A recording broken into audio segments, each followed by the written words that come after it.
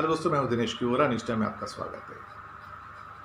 RBI ने repo rate क्या कम किए? एसबीआई और बाकी बैंकों ने तुरंत सबसे पहले बैंक के रेट्स और एफडी के रेट्स कम कर दिए फिक्स डिपॉजिट के, और 2 बार कम कर दिए इस महीने में, मई के महीने में फिक्स डिपॉजिट के रेट। ये फिक्स डिपॉजिट से बेचारा 18-20 करोड़ जो सीनियर सिटीजन्स हैं इस देश के, उनको सहारा मिलता है, उनकी डेली इनकम चलती है, उनकी मंथली इनकम चलती है, वो रोटी पानी और दवाइयों का बंदोबस्त करते हैं।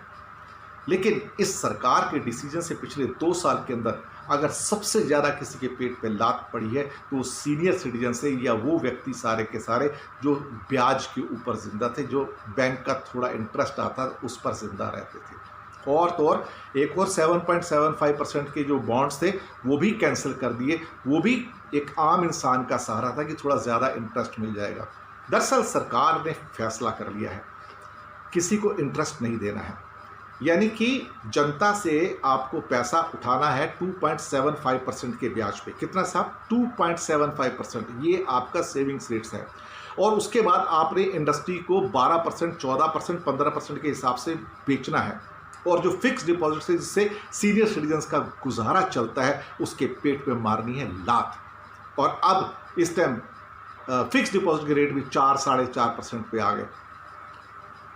समझ नहीं आता सरकार आप कर क्या रहे हैं। आप गरीब आदमी को, आप सीनियर सिटीजन को मारना क्यों चाहते हैं?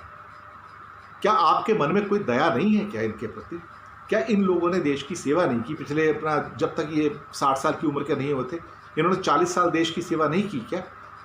अब जबकि टाइम आया कि आप इनकी सेवा करें, आप तो इनकी रोजी रोटी भी छीन रहे हैं। आप इनसे जो थोड़ा बहुत ब्याज मिलता है इनके डिपॉजिट का, वो भी छीन रहे हैं आप इनसे। और फिर आप कहते हो कि आप गरीब का भला कर रहे हो, क्योंकि आपके सारे कर्म ऐसे हैं जो आपके कहने के खिलाफ हैं। आप बताइए, 2%, 3%, 4% के इंटरेस्ट पे कोई इंसान, कोई गरीब, कोई सीनियर सिटीजन जिंदा रह सकता है क्या?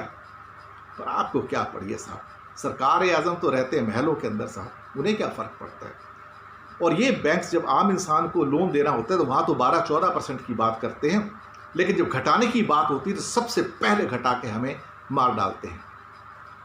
चाहे सरकारी बैंक हो, चाहे दूसरे बैंक हो, अल्टीमेटली करेंगे तो वही जो आरबीआई चाहेगा, और आरबीआई वो चाहेगा जो सरकार करेगी। और इस विशेष सर्कल में फंसता कौन है? Senior citizen.